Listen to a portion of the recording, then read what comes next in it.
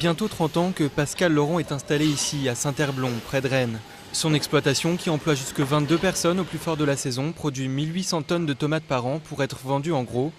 Des tomates que ce maraîcher breton vend cette année 2 fois moins cher que l'an dernier. À force de réduire ses marges, il écoule désormais sa production en dessous de son prix de revient. L'année dernière, on était payé autour de 90 centimes, 1 euro.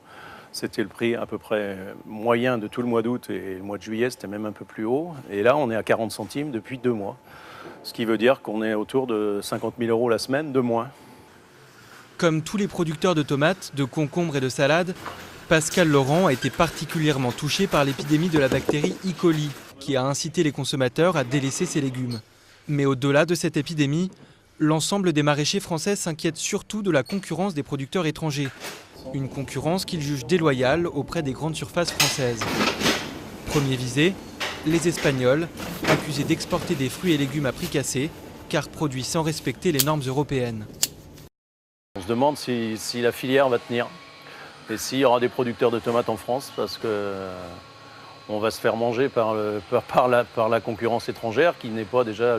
L'Europe est-elle à l'euro, ça marche bien, mais alors socialement, on n'est plus au même coût de production. Aujourd'hui, l'exploitation fait les comptes. Déjà 350 000 euros de moins que l'année dernière à la même époque. Une perte qui pourrait augmenter dans les semaines à venir si la crise perdure.